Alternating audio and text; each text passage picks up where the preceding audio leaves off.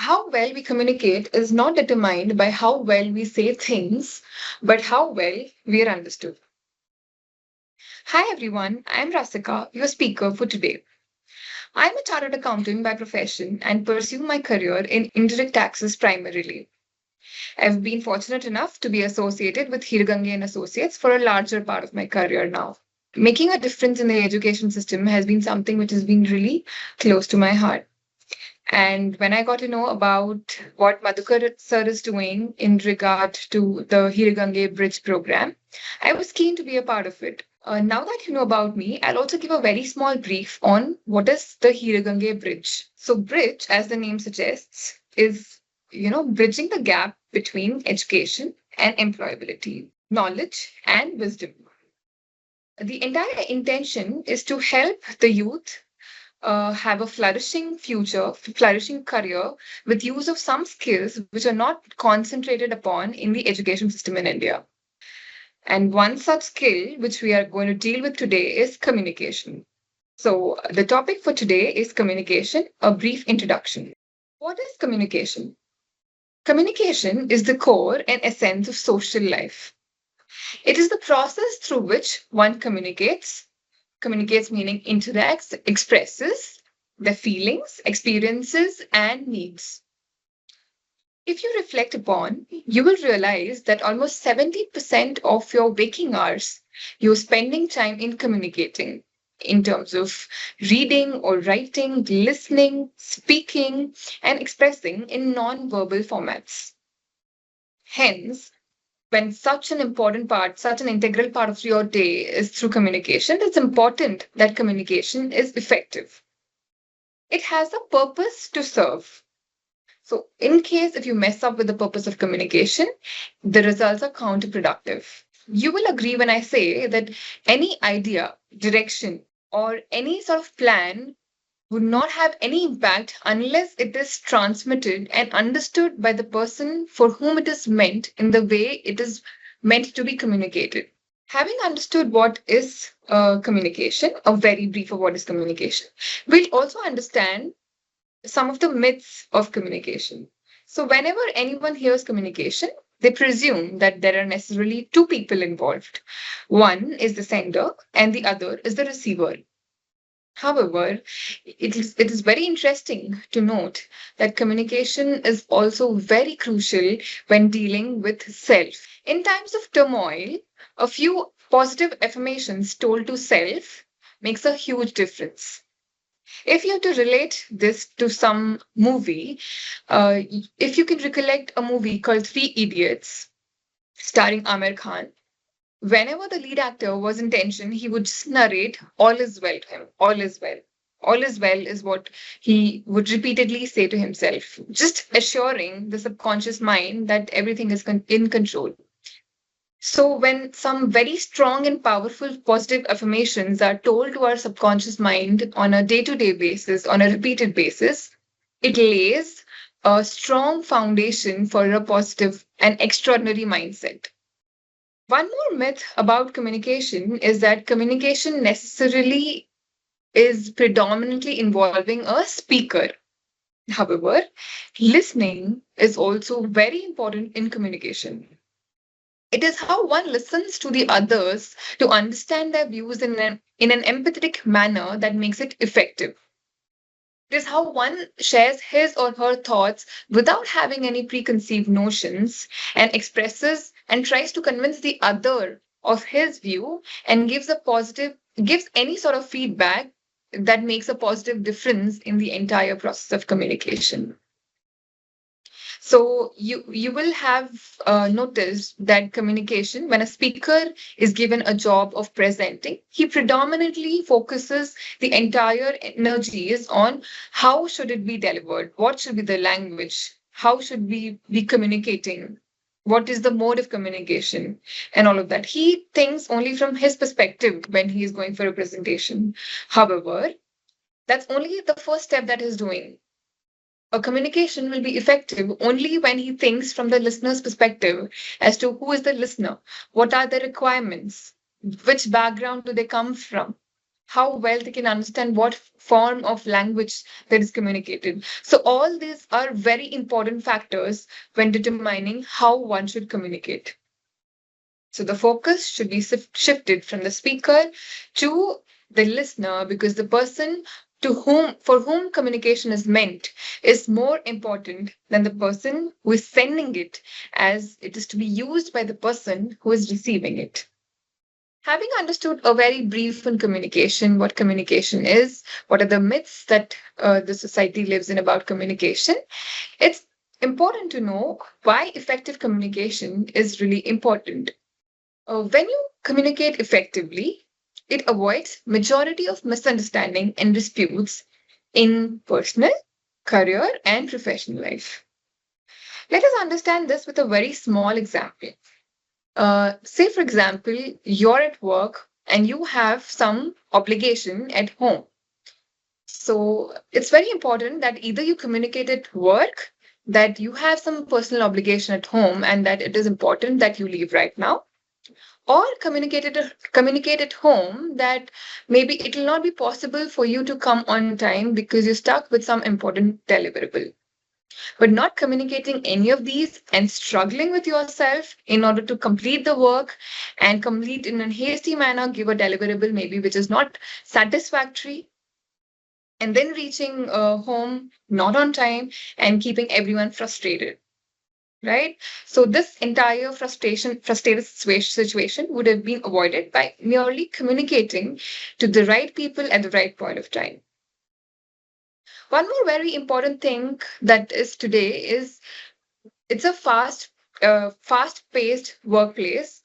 In today's fast-paced workplace, there is a lot of impatience when one has high expectations from the other being smart, hardworking, diligent, and result-oriented because of what one projects on social media. It adds to the pressure to live up to an image that one builds, because on social media, what you're doing is only posting positive things. And when you give only one-sided picture, the expectations are usually high. However, unless one communicates precisely about what one wants, rarely the results are in line with the expectation, leading to unnecessary frustration and stress on both the sides. Communication is a basic skill which is not often worked on in most of the schools, colleges, or professional courses. For example, many of the courses today that the youth is pursuing, that CA, CWA, CMA, and the like, you don't really have to go to a formal format of college. You can do a distance education and then pursue this professional career. So, in such a scenario, what happens is you're underconfident when dealing with people because you've not had the exposure there, right? So, once you're qualified, once a professional is qualified, they might not want to embarrass themselves by using wrong format of communication, and hence they hesitate in communication per se. It comes in the way of building confidence, as one is afraid of making mistakes and looking like a fool, especially in higher positions. It would slow down the career and professional growth and may also pose a challenge for communicating with bosses and clients. Hence, it is really important that you communicate. Communication is a basic skill which is not worked on much in most schools and colleges. And for that matter, when someone is pursuing professional courses like CA, CWA, CMA, this does not require an individual to attend a formal format of college. Hence, the exposure of interaction with individuals is really less. As a result, the person is underconfident when communicating with others. When dealing with clients or bosses, it is really important that you communicate. Otherwise, it will slow down your career professional growth. Hence, the need of effective communication. Not only is effective communication important while delivering, but the choice of mode of communication is also very important. Now, SMS was a thing long, long ago, but today, no, anyone hardly looks at SMSs. So, in case if you want to communicate something to people at large by using an SMS mode, that might generally fail because very few people refer to SMSs at a regular interval. Rather, if you can just broadcast over WhatsApp, it leads to a larger spread of the word. Hence, it's the right choice of mode of communication is also important depending on the intention of communication and the class of receivers. What are types of communication? There are usually two formats of communication. One is verbal communication, meaning you write, speak, read. That is the verbal format of communication. And the other format of communication is the non-verbal format of communication. When you're dealing with your body language, your expressions, right? These two types can further be classified into what we call as the formal format of communication and an informal format of communication.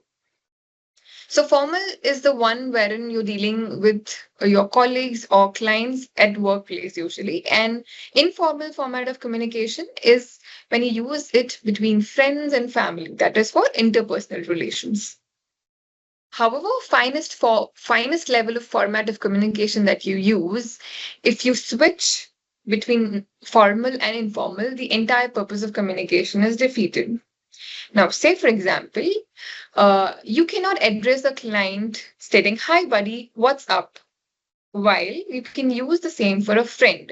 At the same time, you cannot use a very formal format of communication when dealing with family. You cannot say, "Dear Mama, would you mind doing this for me?" That's too formal when dealing with interpersonal relations. So, a quick tip would be choose your salutations wisely depending on the situation. When dealing with breaking the myth, we also discussed on why listening is as important as the person who's speaking. So Peter Drucker says the most important thing in communication is hearing what isn't said. And how will you do that? By having 100% focus on what is being said. You have to shed all your preconceived notions and assumptions and presumptions at the time of listening. That is what will help you understand things which are not even said. Ask yourself in how many conversations you're actually preparing to reply to the other person while he's speaking. You already have decided based on the person or the topic instead of being open. Result is, you do not understand what they actually wish to communicate. In career and profession, we have many make or break conversations. While majority of the client meetings are scheduled in advance, however, there will be many spontaneous conversations which will give yourself hardly any time for preparation. So in the first scenario, that is where you have a scheduled meeting, it is important that you prepare for the meeting. Do a little background research on the client. What are the issues in the industry which the client is in? Do some homework and try to get some answers before you attend the meeting. This will give a hint to the client of how prepared you are. The client will validate your thoughts and you will and will expect that you solve their problems. In the second situation where you are not really prepared and the meeting is spontaneous, in such times, it is important that you listen to the client with 100% attention. This will help you understand the context of the client, understand the problem. And in case if you do not have a solution to the client's problem right away, you don't have to overcome it or you don't have to make false statements, but only say that this subject or this problem will require further research and that you will get back within some time. So effective communication, effective listening will help you respond effectively and transparently, which will increase your credibility when dealing with clients in the future. What are the advantages of effective communication? So when you're communicating effectively, it's inspiring to others because if you have a purpose to communicate and if you're able to deliver the purpose in line with your intent and if the other person is able to appreciate and understand better, then you become a source of inspiration to the others. When you're communicating effectively, it leaves a lasting impact on the others and helps grow your relationships. When dealing with juniors, it avoids repetition and thereby avoiding rework. It is instrumental when dealing with all class of people. When effective communication is transparent, it builds strength, it builds trust among all the stakeholders for a professional. It avoids disputes due to need of elaborate analysis and interpretation, which has already been provided. Now, having understood what effective communication is and why it is important and what could have been the advantages of effective communication, let us also understand what are the best practices to build an effective communication skill. It is said that communication is a muscle which can be strengthened. This can be done by inculcating the following practices. Since both the speaker and listener are both important for an effective communication to happen, we have listed down some best practices from the perspective of a speaker and from the perspective of a listener. As a speaker, be clear of the objective of the message. Ask the receiver to summarize the understanding to get an understanding if you're on the same page. Know your audience well before you go on to take the presentation. Putting irrelevant material on mails to all or putting irrelevant context or anecdotes in a presentation will lead to loss of credibility. Be open and seek suggestions and feedback from all. As you climb the ladder, it's really important of the words and grammar that are used while communicating. There are tools that are available in the market, and one should mandatorily use it as any sort of silly mistake might impact a reputation. And for the listener, it's important that the listener sheds all his assumptions, presumptions, and preconceived notions and listen very keenly to the speaker to ensure that there is flow of information in the most effective manner. The listener also can confirm his understanding in case of any doubt by repeating what you've already understood. And when asked for feedback, give a genuine feedback. So, some other aspects of communication that are very important is the tone of communication is as important as the words used. And if they do not match, they might lead to unnecessary confusion. Say, for example, you're dealing with a junior or a colleague and you want them to be accountable and responsible for the work they're doing, but it's not so in some cases, right? So, in such a case, you have two options. The first option, you ask, why have you not delivered your presentation in the desired timelines? And the second could be, why have you not done the presentations in the desired timeline when it was asked for? In both the scenarios, you will realize that you're communicating the same thing, but the tone of communication is making a huge difference. So it's up to you, your choice, and your bandwidth with which you should communicate with when dealing with others. Also, suppressed communication may lead to adverse impact on a relationship. When you want to communicate something, go ahead and communicate honestly and transparently. So this is a very brief on what communication is. We have designed a series on communication. That's the next article in communication will be communication in English. And thereafter, we plan to deliver an article on persuasive communication. I really hope that this small session was really helpful and added some insight to your existing life. Please write us for your feedback on the mail IDs that are provided below. Thank you so much. Have a great day.